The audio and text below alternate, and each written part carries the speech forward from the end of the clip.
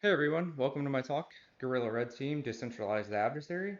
It's a project I've been working on for the past few months. I decided to write a white paper on it. It's published actually today. And the more and more I worked on the project, the more I realized that it meant a lot to the people that were involved, so I decided to talk about it. So without further ado, let's get in. This is a brief overview of what this talk is going to cover. This is a journey that we're going to take together. It's divided into two parts, phase one, phase two. I'm going to walk through phase one first, obviously. Phase two is going to come a little bit later when I talk about how the so what of the program. The yes, we did this thing, so what? That's going to be phase two. So, who am I? My name is Chris Cottrell. I usually go by Ice Bear Friend. Chances are, if you see a picture of Ice Bear, it could be me. There's a couple others out there, but Ice Bear Friend is usually where I go. I'm on Twitter, GitHub. I have a few script kiddie things on GitHub and LinkedIn. I'm open. Just hit me up. I have been in the red team offensive security field since 2012. Um, Currently leading my own team right now. It's pretty fun. We kind of get nasty around then. I took my OSCP a few years ago, passed that. Fun fact about that test is I actually consumed over a gram of caffeine the whole time I was doing the test and writing the report. That made me very sick later on, and I hope I never have to do that test or anything like it ever again.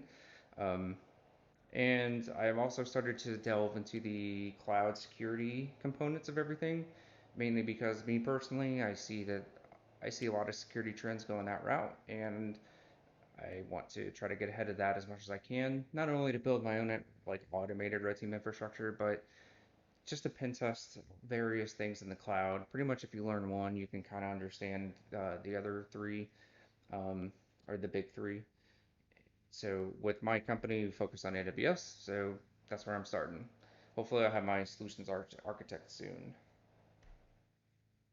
Who is this talk for? That is a great question. This talk is aimed at anybody that is trying to get into the red team field, anybody that runs a red team and is looking for friends, or anybody that is looking to expand or do anything out of the box for the red team. And I will get into like what the out of the box aspects are for the Guerrilla portion, but mainly it's for people that are managers. You're looking for somebody, you're looking for friends, you're looking for more people on the red team. People that are trying to get into the red team, you're looking for a way in. You're in a company, you're in a help desk or something, and you're trying to break into the infosec field, or maybe you're trying to get into the offsec component, and you don't know where to start. This is a program that's going to take you there. So it's just some learning expectations. Like I mentioned, we're going to walk through two phases. Phase one is going to be all about upskilling the assets. Phase two is going to be about unleashing those assets. Together, those things make up the Guerrilla Red Team. However, this project first started under the moniker of the Red Team Development Program. That's originally what it was called. It was only one phase, and it was Red Team Dev Program (RDTV). Why did I make this program? First and foremost, because this was me for about a year and a half, just lonely, isolated, by myself, trying to make magic happen by doing ops. I was, our security team is pretty small, so I was the red team component. I was setting up my own program, infrastructure, all that stuff, and it was lonely. I wasn't able to interface with a lot of the teams because they were the ones that I was testing. So at its core, the Red Team Dev program was there because I was just lonely and I was either going to build friends or I was going to go find them. So, since I couldn't really become friends with a lot of the people that I was testing, I decided to just build my own. And that's where the Red Team Dev program came into place. Um, it turned into something else, though, and I'll get into that a little bit later on in the talk, but it turned into something magical, in my opinion.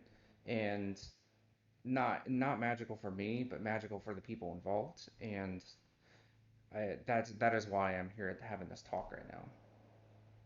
So at its core, the Red Team Dev program was going to be, like I said, a way for me to make friends and it was almost like a pyramid scheme. I was going to be the red team was going to be at the top, and me and my partner that are on the red team, we were going to be at the top, and we were going to have all these little people that we could talk to and get ideas from and help with idea generation, campaign generation.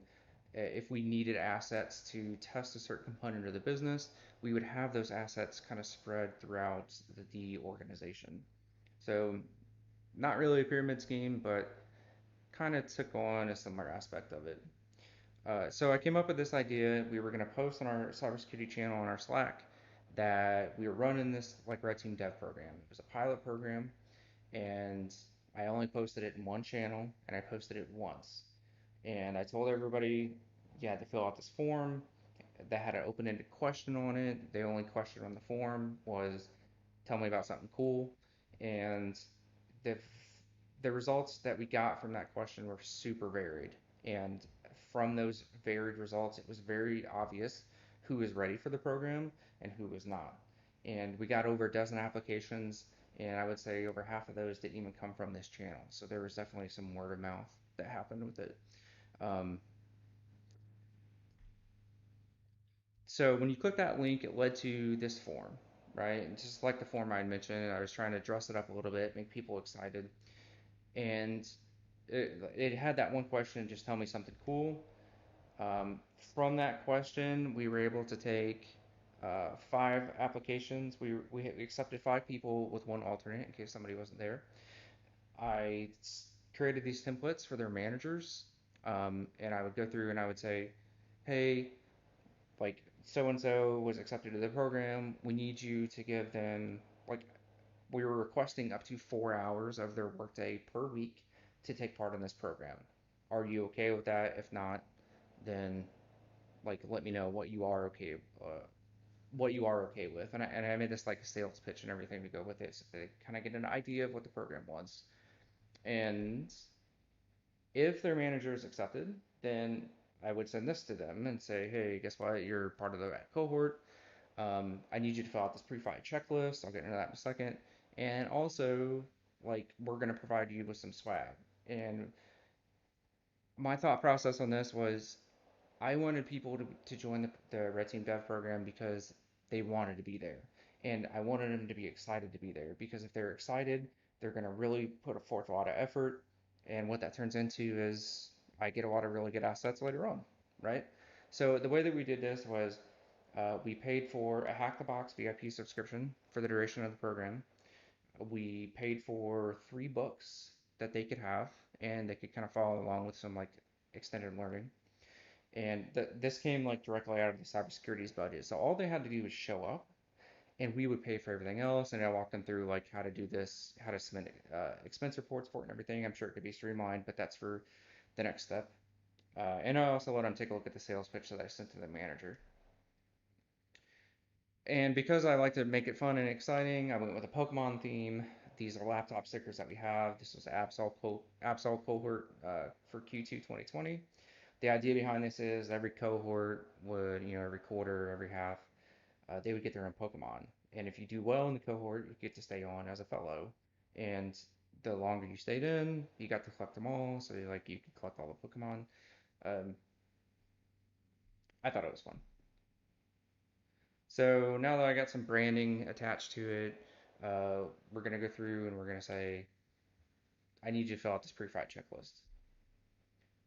This is an example of it, but really like here's the meat and potatoes. This is how the students answered this question.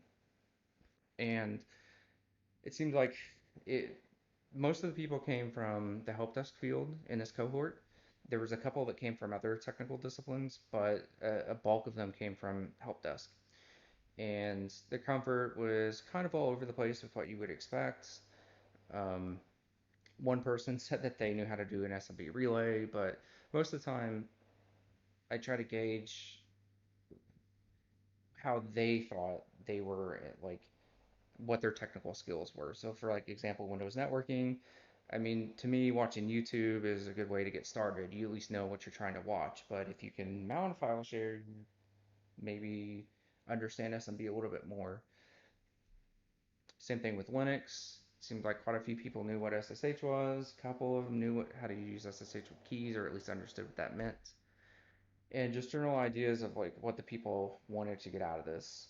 Um, for the bulk of it, it was everybody just wanted to learn about red teaming. A couple people wanted to take it a step further and say like I want to turn this into a career.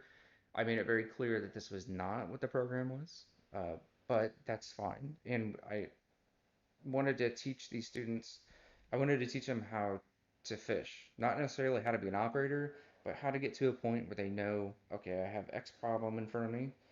I'm going to go with Y solution. Whereas at the start of this program, they may not even know what X problem was or even how to search for Y solution. The program here was to help with them to get to a point where they could ask that question and start doing research on their own. So like I mentioned, we primarily used Hack the Box for a lot of the practical application portions. And we did that by, providing a VIP subscription. Um, the reason we went with VIP is because some of the lessons that were being taught, we needed the actual walkthroughs. And if you have a VIP subscription, you can download the walkthroughs for retired machines. So it wasn't so much about, getting points and everything, but it was about learning. And the best way to do that is just to say, try it for a few days, and if you can't figure it out, let's talk about it. And then if you still can't figure it out, just download the walkthrough, because I at least want to incorporate some sort of learning. I want to push the whole cohort forward at the same time, not just like one person, onesie twosies. These are the three books that we picked. Slight caveat warning, my name is actually in the one on the left. I knew what was in the book and because I helped do some technical review for it, and I knew that it would be a good resource to have for students later on. Waging Cyber War was there to kind of expose the students to what not just a red team is, but how do you take a red team to the next level of like for real, not just exercises in wargaming. And then the Red Team Development and Operations book that Joe Vest and James Huberville released just this year, which is super awesome. If you are a Red Team manager, I highly suggest you read the first half of that book. If you're a Red Team operator, I highly suggest you read the second half of that book. If you just want to read the whole thing, go for it because it's awesome all the way around. So phase one, Red Team Dev program started. So I had selected all the applications. We selected our 5 people for our cohort. We got buy-in from their managers to come in for 4 hours a week on Fridays. The whole cohort met together, and we would start going to town. So I made this syllabus for the program, and it was broken up into 2 parts. There was the we're going to learn how to do this phase, which was the first 5 weeks, and then there was the live ops phase, which is the second, like the last 4 weeks. First 5 weeks are all going to be broken down into things like here's Windows, here's Linux, here's how you do Windows Privask, here's how you do Linux Privask, here's how you do password cracking. And we would meet once a week to discuss those things and go over, learning and everything that we needed and just trying to impart as much knowledge as we could so that they could go out and try to research this. Um, there was also we incorporated, in addition to the books, we did the podcast Darknet Diaries. I tried to sync up whatever the lessons that we were trying to teach that week. I tried to sync up a podcast with Darknet Diaries for that. And sometimes they matched up very, very well. Sometimes it was just more of a, hey, listen to this episode because it's really good. So this is just a quick breakdown of the syllabus, right? Week one, introduction to red teaming. We do legacy. Week two, lame. Week three was all about password cracking. Week four, Windows Privask, Linux Privask, live ops. Yep. So week one is intro to red teaming. This week focused heavily on talking about what op notes were and how to take them correctly. And the reason I harped on this was because for me, the op notes are the deliverable that we're required every week. And if I can't read them and if I can't figure out the narrative that the operator is trying to do, then it's essentially useless because I need to be able to take those op notes, look at their op notes, and replay the op, do exactly the same thing that they did without ever talking to them. So this was a constant theme throughout the cohort was op notes, op notes, op notes. It needs to be in a certain narrative. It needs to have certain types of information. If I want raw logs, I'll go pull the raw logs myself, but I don't want raw logs. I want to know what you did. So we talked a lot about op notes. Fortunately, most people had an understanding of what Metasploit was and knew how to use it. So we could just skip kind of straight to, doing this first box, which is legacy. I paired that up with the Darknet Diaries episode 57 over MSA 08067. And this was just a quick win. This was like, let's see what your op notes look like. Let's see how you think. Let's get an idea of what being on target looks like. All the students completed this. So here's the episode. Talked about it, net API. Here's the box. It was an easy box. Yeah, almost all the boxes in this program are easy, and that's not like some are definitely easier than others in the easy category. Um, but keep in mind, this is like we were just trying to do learning. We're not trying to be super elite. We're trying to get these people to a certain level so that they can do things on their own. For this one, it was super easy, CVE. I think everybody got it pretty quickly. Week two was the other OS. I started talking about Linux here, and I paired that with just a podcast where you could get an idea of what some professional penetration testers would do. Um, Lame was the box that we chose. And at this point, I started trying to profile and categorize everything so that the students weren't so lost all the time. So it was a Linux OS. I thought you would probably have to use Nmap and Metasploit. And if they completed it, I was like, here's another box you can try, but like nobody did it. So as I built the syllabus, I was definitely overzealous in trying to make things. I could have focused on providing more learning links and less on, hey, if you actually complete this, once you try this super hard box. Just visiting, physical penetration test. Lame. Again, pretty easy box. Most of the ones that I chose are pretty CVE heavy, and everybody completed this. We still were kind of harping on op notes a little bit. Some people were doing very well. Some people still needed some course corrections. It was super interesting to see this like template that I made, and I tried to show everybody like some students would go one way with it and some would go completely another way with how they structured their op notes. They were still giving me the information I wanted, but it made sense to them from their perspective, and it was really interesting to see how they chose to start capturing all this information, how their brains started making sense of everything. They were trying to make sense of it themselves, but they were also trying to make sure that I was happy with them. Week three, I decided, hey, let's do password cracking because probably when you're gonna get on a box, you're gonna like they're not all gonna be net APIs or immediately get systems, so you're probably gonna have to like crack some creds every now and then. And this week is where things started to get interesting. So those learning links at the bottom, those were not there when I originally made the syllabus. As the week went on, and I started talking to everybody throughout the week, because yeah, we would meet on Fridays, but we would also like talk throughout the week as well. Um, People were running into some issues, and I had to go through and research, and my red team buddy, Steve, he went through there and he like we put all these learning links in there, and like as you see at the bottom, there's a Kerberos primer, right? That's my fault. But it's my fault that I chose this box. I was looking for password cracking, but I had taken these people that were in help desk and I had thrown them into a Kerberos situation. Now, luckily for me, they all kind of did what they needed to do and they talked to each other, which is great because part of the cohort was forming an internal mesh network of trusted, ethical hackers. Not just for me, but for them too, because it was for me, for the assets, for them. You may not always want to go to the instructor and say, hey, how do I do this for the fifth time? Maybe you want to go to your buddy because you're going to be judged a little bit less for that. So if I could build that trust into the cohort, that's amazing. And that's exactly what happened this week. Is they all talked to each other. And throughout the week, this portion of the syllabus changed, and you had those learning links get added in.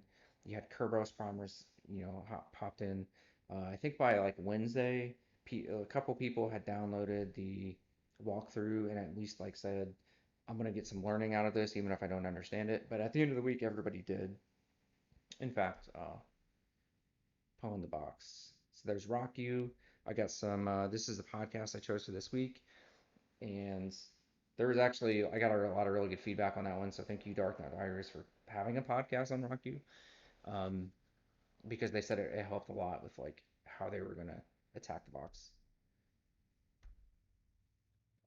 Again, active is the one we chose. There was a CVE, but then there's some other things you had to do. I'm not gonna spoil it for everybody.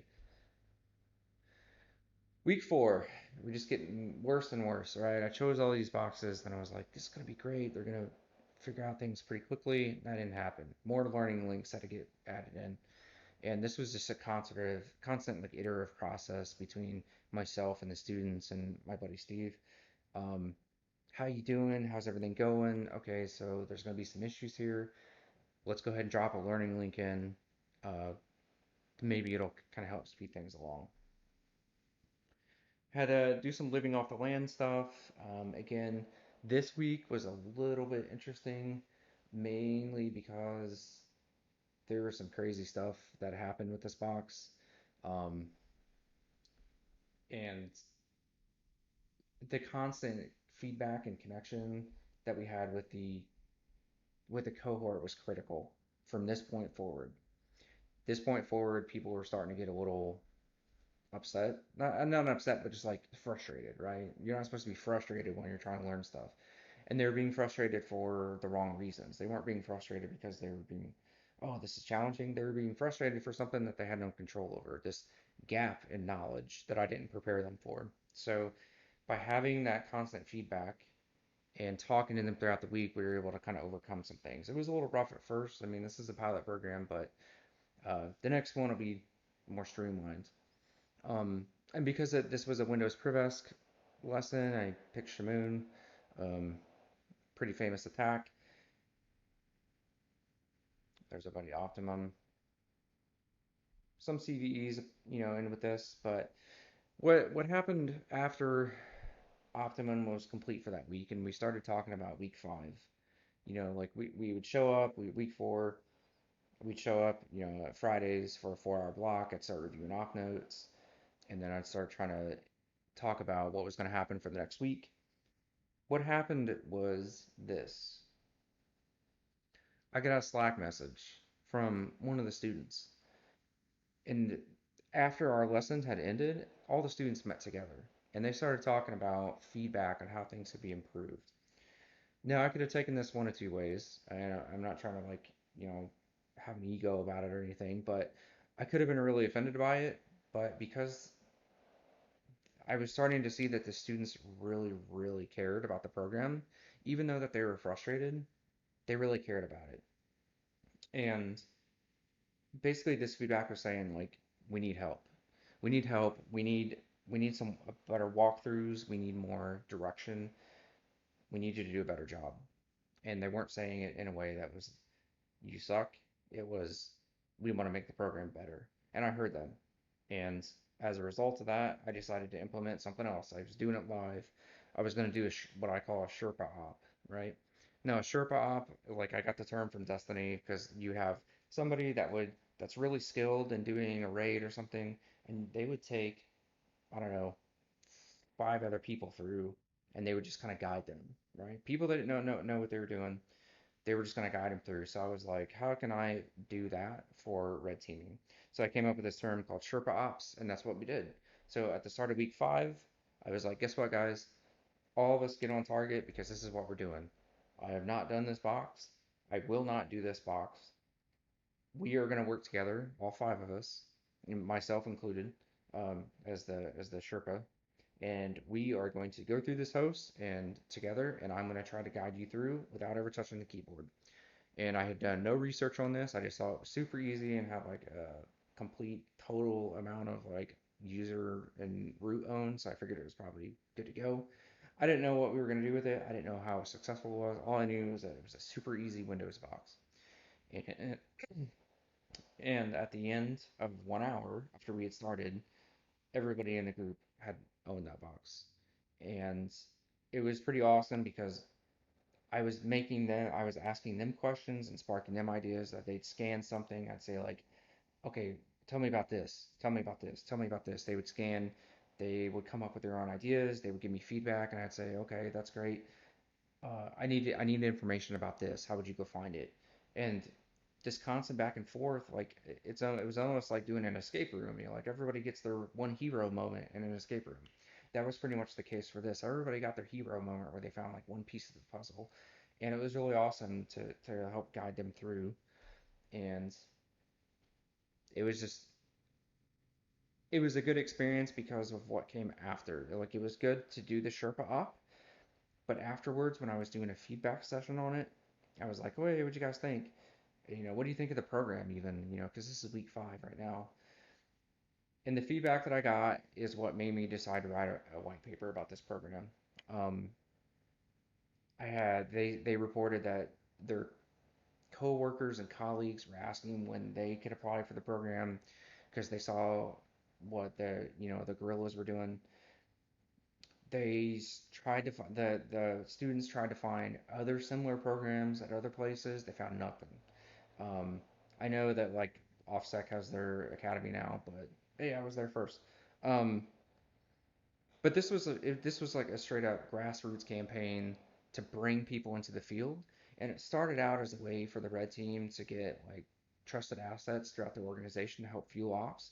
But from this point forward, it turned into something else. It turned into this was more important to the students than it was for me. And this was giving them an opportunity to learn some skills, to talk with a red team dude, to ask questions in a non-judgmental environment, um, to marinate on some of the lessons that were being learned, to struggle and grow together as a group instead of just like one-on-one mentorship. And I was like, I gotta write this up. And I did. So the white paper is being released today. So thank you, Cyber. But after that, I was like, you know what? Let's do week 5. Let's go. And originally, the box that I had picked was Calamity, and I did that.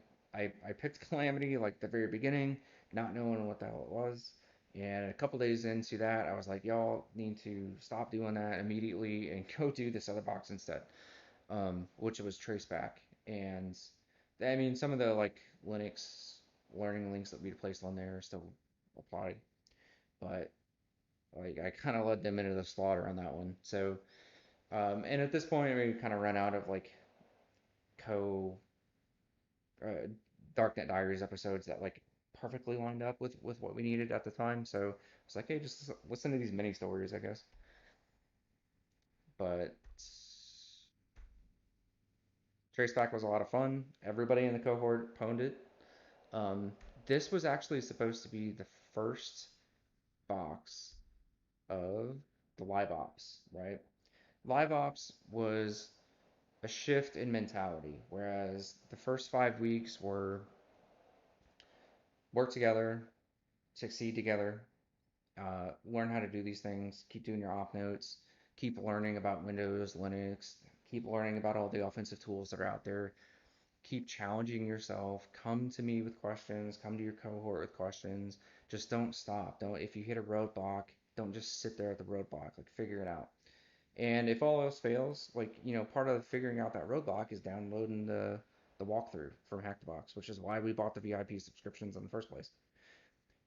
Week 6 through 9, well, now week 5 because of Calamity, that was all about, like I bolded right there, work together, succeed individually. This is the struggle phase. This is the break me off phase. This was going to be the phase where people got to see what it was like, just a little taste of being dropped into a live network, and you can't just download the walkthrough. It's gonna like they're gonna have to struggle. They're gonna have to figure things out on their own, and it's gonna suck. Some of the students did very well, and I'll give you a slight spoiler alert. I didn't intend to steal people from organizations, but one of these students is now on the red team because of the aptitude that they showed. And some of them, it's to be expected. They hadn't seen these things before and they struggled because there were knowledge gaps. Like, if you ask me to go do quantum theory, I'm not going to know. I can YouTube some stuff, but I'm not going to be able to talk to you because there's this huge gulf of knowledge that I can't overcome. It's the same thing for some of these students, and you have to recognize when those gulfs hit. Okay, time to take a step back. And that happened during the last weeks of the live ops. I had to redirect one of the students to do something else. So the way that we had set it up was you have to do two easy machines. You have to do one of the easy machines before you can move on to the hard ones, or to the medium ones. For this, it was traceback and remote. And because we were doing traceback instead of calamity, they already kind of got like a head start. Remote was pretty fun. All the students pwned that one. There was a CD attached to it, and then the actual like protest portion was pretty interesting. A lot of research went in to the students. And some of these things aged off. And the reason I chose all the live boxes, like I said, was so that they could get a taste of what it feels like to be in a network and not have any hope, or uh, and to get some points to go along with it. Because if you can get some real points, you can go back and say like, hey, I'm not a script kiddie anymore, or like, hey, I'm not a noob. Um, but anyway, so I was trying to gamify it as much as I could and get some points. So for the medium boxes, we chose Sauna and Surfmon. Um, Surfmon was pretty fun, but it was kind of unstable, and I felt like I had to warn people about that because you don't know what you don't know at that point. Some of these people are pretty new; they may think that they're doing the right thing, and the boxes it wasn't working. So I kind of I did a little Pathfinder thing and went through and just blasted through like every easy and medium box that I could so that I could kind of guide them and say like, hey, by the way, on Servon, it's going to be a little bit kind of a pain in the butt. The person that was on the that got chosen to come up to the red team completed both of these boxes. Um, Almost everybody completed at least one of these, and one student did not complete either. So that student was pushed to a similar type box, but that had a walkthrough instead. And that didn't really happen until about week 8 or 9. So from this point on, like the cadence for during the live op sections went from, hey, these are learning links to let's talk about what challenges you're running into. Let me see your op notes, even if they're not finished. Like upload them, let me look at them. Let's take a look at these things. So it turned into more of like a red team discussion and not so much as a lecture during the second half. Nobody made it to any of these, so I don't even know if we'll have the challenge boxes in during the next iteration. But at the end of 9 weeks, this is one of the op notes from one of the boxes. I forget which one it was. We went from somebody that had never done red teaming before, never done anything closely related to it. And at the end of 9 weeks, they were producing op notes like this. And this is not the person that was chosen to be on the red team. This is from one of the other operators. I was able to, you're like, just from this small snippet, you're able to tell, hey, like, I understand what the narrative is. I understand what they tried. I understand what they were thinking. And most of the op notes looked like this by the end of 9 weeks. And this was a huge pain point that I kept harping on. And that was constant every week. Let me see your op notes, op notes, op notes. But they can take, like, these students can take this methodology with them. And I mean, I even made it like a op note template generator for them. But the methodology here is now there in their brain. If they do ops or they do hack the box, they're gonna have their op notes up. If they try to do OSCP, they're going to be taking op notes now. They will understand where they've been, what they're trying to do, and maybe if they're stuck on something, they go back, they read their own narrative, they say, "Oh yeah, I should try that." And to me, that was the most critical part of this for teaching these junior operators, these guerrilla operators, how to fish. So at the end of the 9 weeks, the cohort was over. I sent out the same exact questions that I had at the start of the cohort, just to see where they thought they were. So on the left is the pre-flight survey that I had, and then on the left is the exit survey. So it looks like pretty good increase with Windows networking. Um, Great increase. Actually, with the Windows networking, a lot of people really understood SMB a lot more. Um, Similar situations with the Linux stuff. Pretty big increases with comfort with the Linux operating system, comfort with Linux networking was pretty good. And then just like what they thought that what they wanted to get out of the experience at the left, and then what they kind of felt like they did get out of the experience on the right. Um, a lot of, I mean, it was pretty Windows heavy, so there's a lot of, that's probably why like majority of the Windows stuff went up. Uh, but on the right, you're going to see a lot of people talk about how the methodologies, the recon, um, like the second comment there, putting theoretical knowledge like in the test and then applying it, um, how to research, things like that. These are all the core things that I was trying to do. And at the start of my pre-flight survey, at the beginning of the thing, or I'm sorry, on my application process, I said, what this is, it's a chance to hang out with a red teamer and talk shop. What this isn't is an internship. So this feedback is actually exactly what I was looking for, and it could be streamlined a little bit better, 100%. I'm sure there's other people that if you take this program and you do it, you're going to do it better than I will, and that's awesome. Please publish that. But really, it's all about just like upskilling people. And if you have those upskilled assets throughout the organization, you have your security IQ is also raised as well. So not it doesn't just benefit you, it benefits the whole business. And I just wanted to put this in here because I'm about to show all these noobs. And I wanted to show that all 6 of them have said that yes, I can use their picture. So this is the Absol cohort right here. And the biggest noob is up there in the top right. Um, I was with this group for 9 weeks. We still talk in Discord all the time. We still talk shop, even though that the cohort has been over for about a month and a half now. Um, it was great. It was an awesome opportunity, and I feel like some of these people are gonna go forward and probably become infosec professionals. Some of these people may choose to go a different route, but they're always going to have that security mindset, right? They got to see what an attacker looks like because they were one at some point. But wait, there's more because I said that there were 2 phases to this. So phase 2 is the Guerrilla Red Team aspect. Phase 2 came to me when I was actually writing up the paper for phase 1, right? I was writing up this paper. Like I said, the original intent was we're going to upskill people, security IQ, assets are going to be great, it's going to be awesome. But I was writing up the paper, I was like, we have these low tier, trained, trusted adversaries in our network now. And at the same time, we also have these tools that we spend a lot of money on that say, oh yeah, like we're going to go after the advanced adversary. It's going to protect you from the advanced adversary because all these low tier script kiddies are just going to get blasted straight out of the window by all these other tools, and you're protected. So I was thinking, you know what, like let's test that. Let's test that because I just spent 9 weeks training these people, and at their core, like they're low tier actors, right? They're script kiddies. And more than that, they're trusted script kiddies. And I know that if I give them something to do, they're going to execute on it. They're going to take notes on it. I'll be able to deconflict with them. I was like, man, let's try it. Like the idea made so much sense to me. I was like, we just train these people.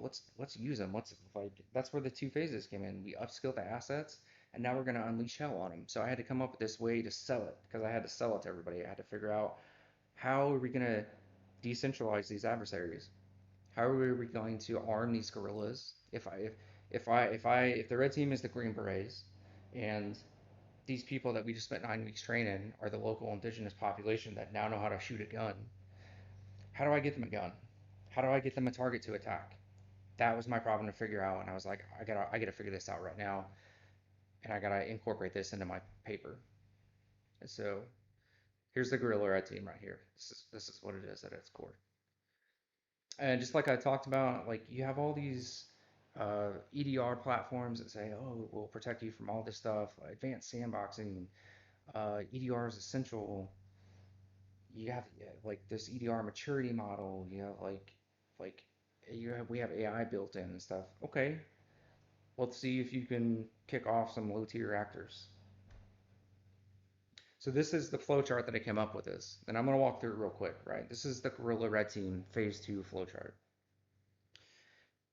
And before I really get into it, I just want to just kind of walk through just a brief how a Guerrilla Red Team works, right?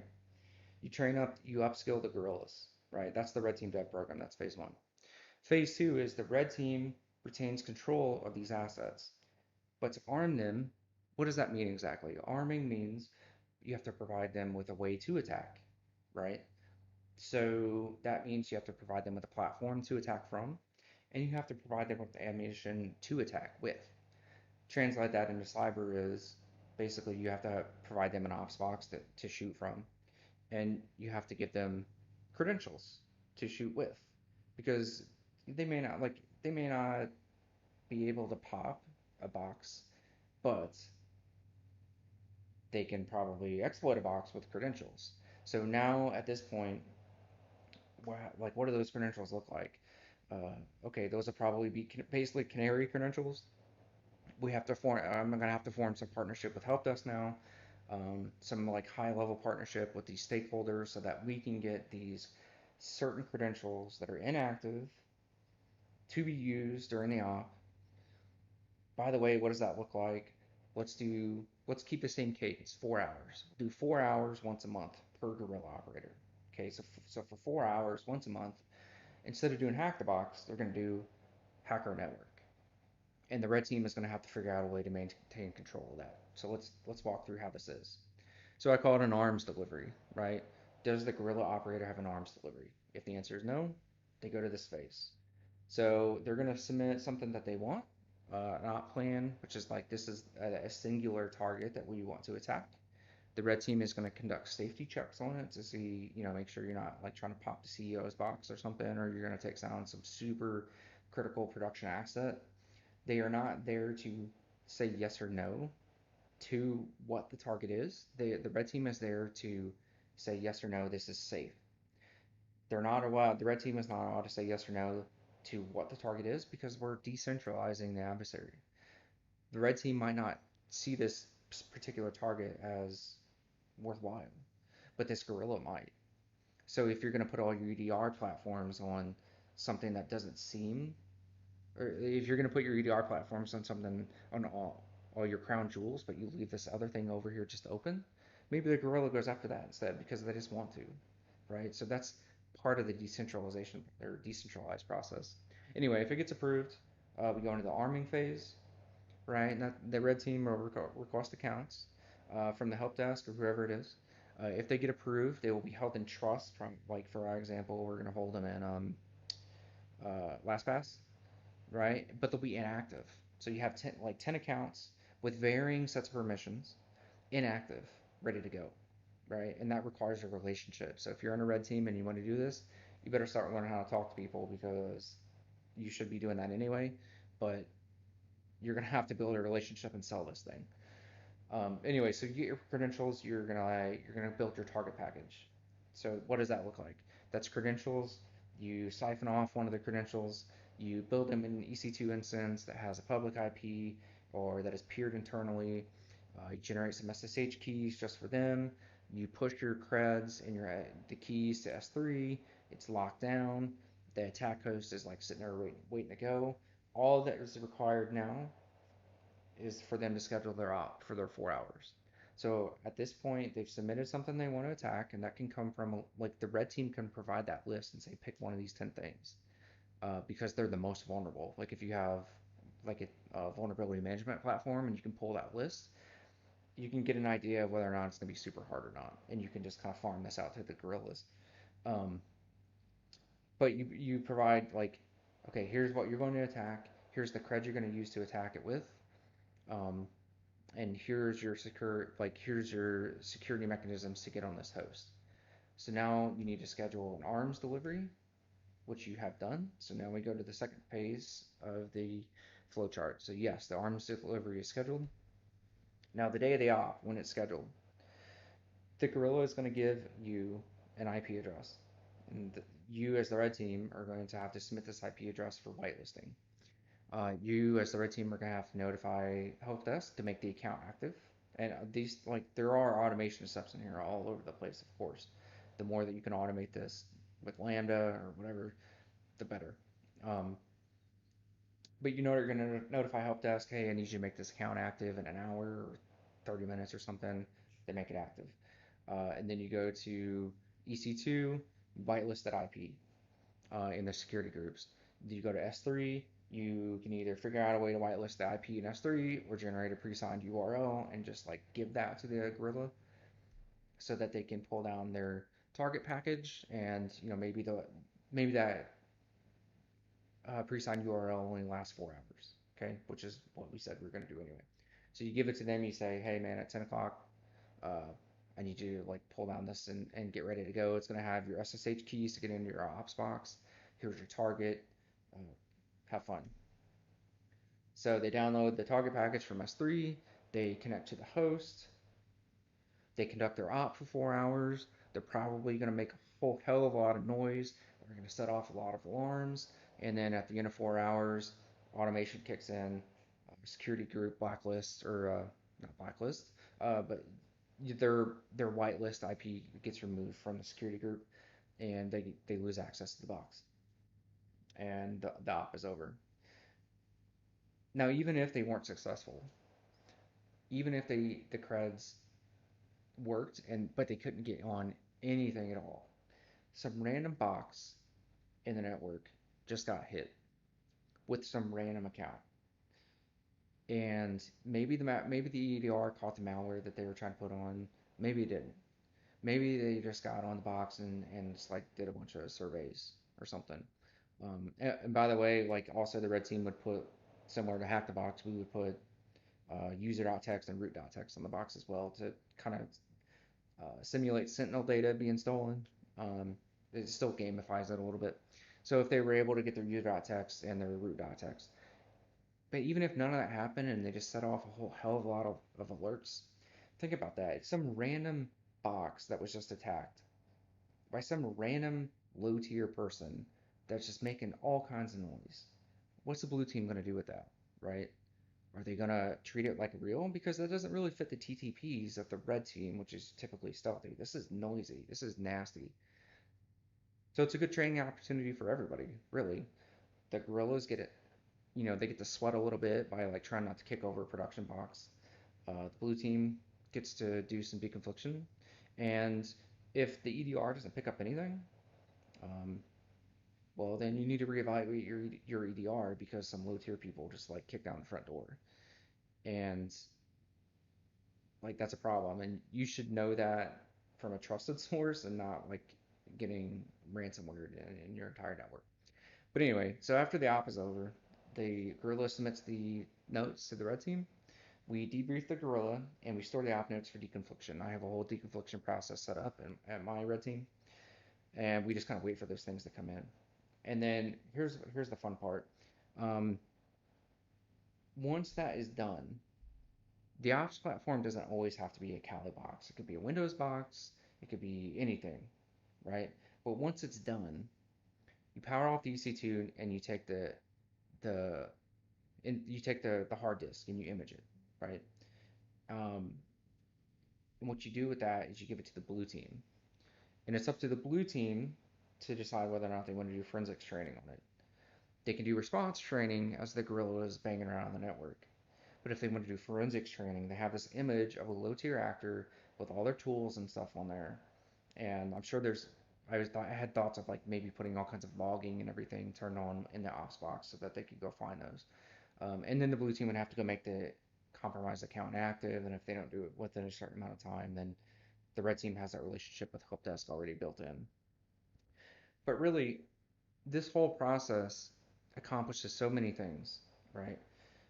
And when I talk about decentralizing the adversary, here's what it accomplishes. It doesn't mean decentralized in the physical sense. Like just because your operator is in Arizona and they're attacking something in New York, yes, that is one type of decentralization, but you're decentralizing TTPs. You're decentralizing target selection. You're decentralizing all sorts of things. And you're doing that by giving it to somebody that maybe writes their op notes a little bit differently. You tell them one thing, but their brain interprets it as something else. And they make their own set of op notes. Not in any way that you had ever thought to even make them. People think differently. And at the end of the day, it is a person that's behind the keyboard. So if you can get as many variables into your network as possible in a controlled manner, that's just going to make your security program even stronger. And at the end of the day, you might also like spin up some red teamers in the process. and they're going to come to you, or they're going to bring new life into the community. And I'll tell you, the only thing that this program really cost to do was time. It didn't cost thousands of dollars to do this. It cost my time, and it cost the time of the people that were in the program. So what's next? Well, unfortunately, I couldn't actually talk about the Guerrilla Ops that we are doing currently because they're still in progress. And I wanted to have a little bit more data to say yes, like these work, or no, they don't work, or we had to change these aspects. Maybe that'll be the 2021 talk, like Guerrilla Red Team Year 2. I don't know. Um, but what's next is we're going to continue to try to automate a lot of the build out process for arming the guerrillas, um, trying to maybe automate some of the target generation, just more of the processes of like what we do with the platform, how we get things to the gorillas.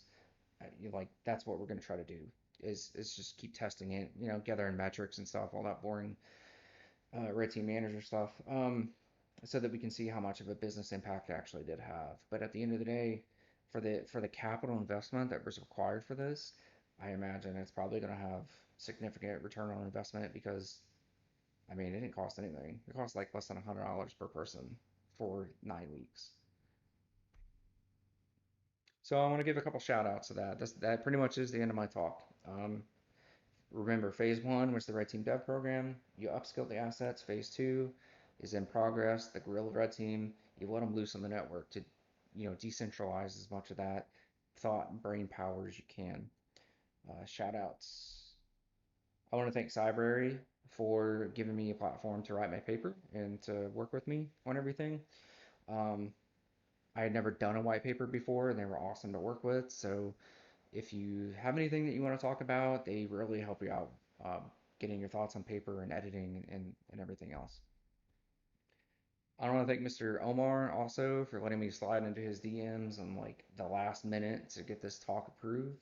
Because as I was writing it up, I was like, I really, really, really want to talk about this guerrilla aspect, because I think it could change how a red team arms itself. You have your professionals, and then you have these just low tier assets that you've trained, and they're supposed to be low tier. Like low tier ain't so bad. Like I said earlier, it's low tier is good if you have the right controls in place. So thank you, Omar, for letting me in. I want to thank the Absol cohort for sticking with me through this pilot process.